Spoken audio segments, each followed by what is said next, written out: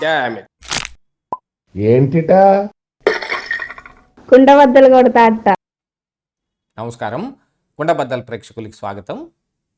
Raghurama Krishnam Raju custodial torture కేసులో ఈ రోజున సునీల్ నాయక్ విచారణకు హాజరు కాకుండా పరారైపోయాడు అనే వార్త అయితే ఒకటి బయటకు వచ్చింది. ఆయన ఫోన్ చేసినా కూడా ఫోన్ స్విచ్ ఆఫ్లో ఉంది అనే సమాచారం కూడా బయటకు వస్తుంది.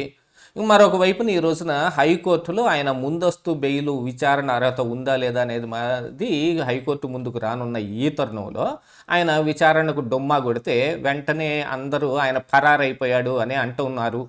ఈ రోజున మరి హైకోర్టులో సునీల్ నాయక్ తరపు న్యాయవాది ఆయన తల్లికి అనారోగ్యం ఉన్న కారణంగా ఆయన బీహార్ వెళ్తూ ఉన్నాడు, మీరు ఈ విచారణని తదుపరి వాయిదా వేయండి అంటే మరి హైకోర్టు కూడా 23వ తారీఖుకి వాయిదా వేసినట్టుగా కనపడుతోంది.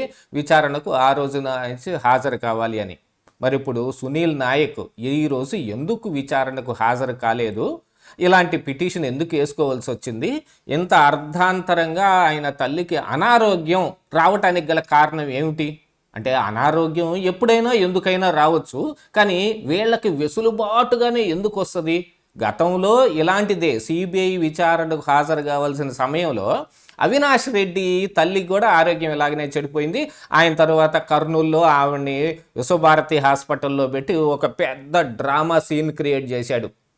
సేమ్ టైప్ ఆఫ్ డ్రామా మనం చూసుకుంటే బీహార్లో కూడా ఆయన అరెస్ట్ చేయడానికి వెళ్ళినప్పుడు జరిగింది. హోంగార్డులు 500 మంది హోంగార్డులను తీసుకొచ్చి మరి ఇక్కడ పోలీసుల్ని నిలువరింపు చేసే విషయంలోనూ, అక్కడ కోర్టులో ట్రాన్సిట్ వారెంట్కి వెళ్ళిన సమయంలో కూడా ఇక్కడ లాయర్లని మాట్లాడనివ్వకుండా మేము కేసు డైరీ తెచ్చామనో లేకపోతే సమాచారం కూడా చెప్పనీయకుండా వాళ్ళు ఈ పోలీసుల చుట్టూతా మూగేసి కోర్టులో ఈయన్ని ట్రాన్సిట్ వారెంట్ ఇవ్వకుండా చేసి దాదాపుగా మళ్ళీ ఒక ఈ మార్చి 25వ తారీఖు వరకు ఈయనకి అరెస్టు కాకుండా వెసులుబాటు కూడా ఆ కోర్టులో కల్పించబడింది. దా ప్రకారంగా చూస్తే మరి సునీల్ నాయక్ 12వ తారీఖు అరెస్ట్ అవుతాడు అనే కొన్ని సూచనలు కూడా వచ్చాయి. ఆ అనుమానం సునీల్ నాయక్ కూడా ఉండటం మూలానే, అంటే అక్కడిచ్చిన కోర్టులో కూడా సమ్ మూమెంట్స్ జరుగుతున్నాయి, ఈయన విచారణకు సహకరించట్లేదు కాబట్టి ఈయనకిచ్చిన వెసులుబాటును రద్దు చేయమని ఆల్రెడీ అక్కడ కోర్టులో వేశారు అనే ఒక డౌటో లేకపోతే సమాచారమో సునీల్ నాయక్ ఉంది. అంటే 12న మనల్ని అరెస్ట్ చేస్తారు ముందస్తు బెయిల్ రాకపోతే గనుక, దానికి ఏం ఎత్తాలి అనగానే వెంటనే కనపడేది ఒకటే, తల్లికి అనారోగ్యం, తండ్రికి ఆరోగ్యం బాగలేదు, లేకపోతే పిల్లలకి ఏదో అయిపోయింది, ఇలాంటివన్నీ పెట్టుకుని ఇప్పుడు బీహార్ వెళ్ళిపోయాడు అనుకోండి. మళ్ళీ ఇక్కడ పోలీసులు బీహార్కి వెళ్ళి తీసుకొని రావాలంటే మళ్ళీ ట్రాన్సిట్ వారెంట్లు ఇత్యాదులన్నీ వస్తాయి. దీంతో పాటుగా బిఎన్ఎస్ఎస్ చట్టంలో కూడా ఒక అమెండ్మెంట్ ఉంది. వీళ్ళని కస్టడీలోకి తీసుకోవాలంటేనో అరెస్ట్ చేయాలంటేనో మరి బీహార్ ప్రభుత్వం యొక్క పర్మిషన్ తీసుకోవాలి అని. ఆ పర్మిషన్ మూమెంట్ వచ్చే వరకు ఈయనకు వెసులుబాటు లభిస్తుంది కదా, ఆయన ఎవరితోనైనా మాట్లాడుకొని ఇక వ్యవహారం అంతా చక్కబెట్టుకోవచ్చు. దీనికోసమే మరి ఈ రోజున విచారణ హాజరు కాకుండా డొమ్మా కొట్టడం కానీ, ఫోన్ స్విచ్ ఆఫ్ చేసి ఆయన ఐపు వజ్జా లేకుండా వెళ్ళిపోవటం, ఎక్కడున్నాడనే విషయం కూడా తెలియకుండా. హైకోర్టులో తెలిసింది ఆయన తల్లికి అనారోగ్యం అనే సంగతి, ఎందుకంటే అక్కడ పిటిషన్ వేశారు కాబట్టి. మరి మా తల్లిగారికి అనారోగ్యంగా ఉంది, నేను ఇలా వెళ్తానని నిన్న కానీ మరి ఈరోజు ఉదయం కానీ మరి పోలీసులకు కూడా ఏం సమాచారం ఇవ్వాలా, ఆయన విచారణకు రావాల్సి ఉంది, మరి పోలీసులకు సమాచారం ఇవ్వాలి కదా. అదే సునీల్ నాయకే విచారణాధికారిగా ఉన్నాడు అనుకోండి, ఆయన ఎంత సీరియస్ అయ్యే ఉండేవాడు, పోలీసులు అంటే అంత చిన్న చూపా అని. అసలు ఇలాంటివన్నీ చేసిన కారణానికి కదా మరి రఘురామకృష్ణరాజు లాంటి వాళ్ళందరినీ తీసుకొచ్చి కస్టడీలో టార్చర్ పెట్టింది. అది ఏమిటయ్యా అంటే, వీళ్ళు ఎవరి కోసం అయితే ఎవరి కళ్ళల్లో అయితే ఆనందం చూడాలనుకుని బీహార్ నుంచల్లా డిప్యుటేషన్ మీద ఆంధ్రాకు వచ్చి సిఐడిలో చేరాడో అక్కడ ఆ జగన్మోహన్ రెడ్డిని వ్యతిరేకిస్తూ మాట్లాడుతూ ఉన్నాడు, ఆయన పైన కౌంటర్లు వేస్తూ ఉన్నాడు. ఇంకా కస్టడీలో టార్చర్ పెట్టినప్పుడు పదే అన్నది బెయిల్ రద్దు చేయాలంటారా, బెయిల్ రద్దు చేయాలా అని అంటూ కొట్టారు అనేది రఘురామకృష్ణరాజు కూడా చెబుతున్నాడు. అంటే అప్పట్లో ఆయన ఏం చేశాడు, జగన్మోహన్ రెడ్డి బెయిల్ రద్దు చేయాలి అని ఇక్కడ తెలంగాణ హైకోర్టులో వేయటం జరిగింది. ఆ రద్దు చెయ్యాలని కేసు వేసినందుకు కానీ ఈయన టార్చర్ చేశారు ఏదో ఒక కేసులో. అసలు ఈ కేసులో సునీల్ నాయకే ఫిర్యాదుదారుడు, ఎందుకంటే ఎవరో బయట నుంచి వచ్చి ఫిర్యాదు పెట్టలేదు. సుమోటోగా తీసుకోవటానికి సునీల్ నాయకే ఫిర్యాదుదారుడు. 9:30కి ఎఫ్ఐఆర్ రాస్తే 8:30కే పోలీసులు హైదరాబాద్ వెళ్ళటం, ఇవన్నీ మనం గతంలో కూడా చర్చించాం మన కుండబద్దల వీడియోల్లో కూడా. ఇక ఇప్పుడు వంతు సునీల్ నాయక్ది వచ్చింది. ఈ విషయాన్ని చూసుకొని ఒక పక్కన పివి సునీల్ కుమార్ కూడా భయపడటం మొదలుపెట్టాడు. లేకపోతే నిన్న మొన్నటి వరకు రఘురామకృష్ణరాజు గారు ఆటలాడుతూ పడితే ఊరికి అట్ట పడితేనే 2 ఎముకలు ఇరిగినాడు, మరి పోలీస్ కస్టడీలో టార్చర్ పెడితే ఇంకేమైపోయేవాడు అనంటే టార్చర్ పెట్టకుండా ఉన్నారు అని చెప్పడానికి వాళ్ళ దగ్గర ఆధారం ఏం లేదు. కానీ ఈయన టార్చర్ పెట్టాడని చెప్పడానికి బోల్డ్ అంత సమాచారం ఉంది.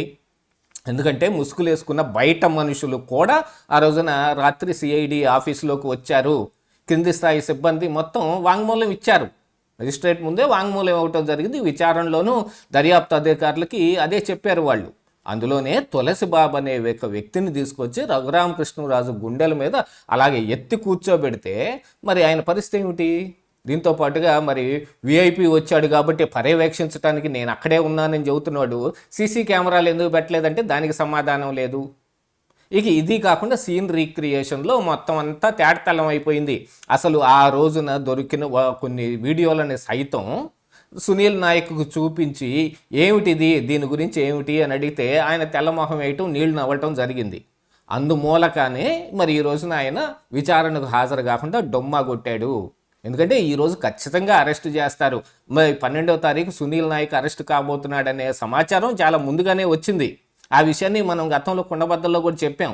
ఈ రోజున అరెస్ట్ అవుతాడనే భయం లేకపోతే సునీల్ నాయక్ పారిపోవాల్సిన అవసరం ఏమొస్తుంది? దీన్ని పారిపోవటం అనే ఖచ్చితంగా చెప్పాలి. ఎందుకు? విచారణకు హాజరు కాకుండా మరి కోర్టు ధిక్కారం కూడా అవుతుంది అది. కాకపోతే కోర్టులో ఒక పిటిషన్ వేస్తే ఇది నిజంగానే తల్లికి ఆరోగ్యం బాగలేకపోతే ఆయన విచారణకి ఎలా వస్తాడులే పోనివ్వండి అని వాళ్ళు కూడా అమెండ్మెంట్ ఇచ్చే అవకాశం ఉంది, వెసులుబాటు ఇస్తారు. కానీ తల్లికి అనారోగ్యం ఖచ్చితంగా ఈ రోజునే ఎందుకు వస్తుంది? నిన్న ఎందుకు సమాచారం లేదు? నిన్ననే వెళ్ళిపోతే మరి ఈయన ఎక్కడికి వెళ్తున్నాడని చూసుకొని ఈయన ముందుగా అడ్డగించే అవకాశం ఉందా? లేదు. కొంతమంది ఇన్ఫార్మర్సో లేకపోతే ఇక్కడ ఉన్న ఐబీ టీమో ఇన్వెస్టిగేషన్ చేసేవాళ్ళు మరి నిజంగానే తల్లికి ఆరోగ్యం బాగలేకుండా ఏదైనా హాస్పిటల్లో చేరిందా అనేది కూడా కనుక్కొని వచ్చి మరి ఈ రోజున కోర్టులో సమాచారం అందిస్తారు కదా. అందుకని గుప్తంగా ఆ విషయాన్ని నెట్టిపెట్టి గబక్కన ఈ రోజున ఆ పిటిషన్ వేసి ఇదిగో తల్లికి అనారోగ్యం ఉంది కాబట్టి నేను బీహార్ వెళ్ళిపోతున్నాను, మళ్ళీ విచారణకు మీరు తర్వాత ఈ చెప్పిన తేదీకి వస్తాను అని. నిజంగా 23న వస్తాడో రాడో, కాకపోతే రాకపోతే అది కోర్టు ధిక్కరణ అవుతుంది కాబట్టి ఖచ్చితంగా ఈయన ముందస్తు బెయిల్ అయితే వచ్చే అవకాశం లేదనే చెప్తూ ఉన్నారు. దాంతోపాటుగా హైకోర్టే ఇవ్వచ్చేమో. ఎందుకంటే ఆయనకి వెసులుబాటు ఖచ్చితంగా 25వ తారీఖు దాకానే ఇచ్చింది పాట్నా కోర్టులో కూడా. ఆయన్ని 25 దాకా అరెస్ట్ చేయొద్దు అని. 25 తర్వాతనైనా అరెస్ట్ చేయడానికి ఇక్కడ హైకోర్టు ఇచ్చిన నాన్ బెయిలబుల్ వారెంట్ ఏదైనా ఉంటే దాన్ని తీసుకెళ్లి బీహార్ ప్రభుత్వం ముందు పెట్టి మరి పర్మిషన్ తీసుకొని మళ్ళీ తీసుకొస్తాయి. ఈ అన్నిటినీ పెట్టుకొని ఏదో ఒక రకంగా ప్రస్తుతం అరెస్టు కాకుండా ఉంటే చాలు, ఈ గంట గడిస్తే చాలు, ఈ గండం గడిస్తే చాలు అని ఆ రోజు చేసిన పాపాలన్నింటినీ కడుక్కునే ప్రయత్నం చేస్తున్నారు. మరి ఇది చివరికి ఏ రూపాన్ని తీసుకుంటుంది, ఎప్పుడు అరెస్టు కాబోతున్నాడు అనేది ముందు తెలుస్తుంది. ఇదే ఈరోజు కుండబద్దలు.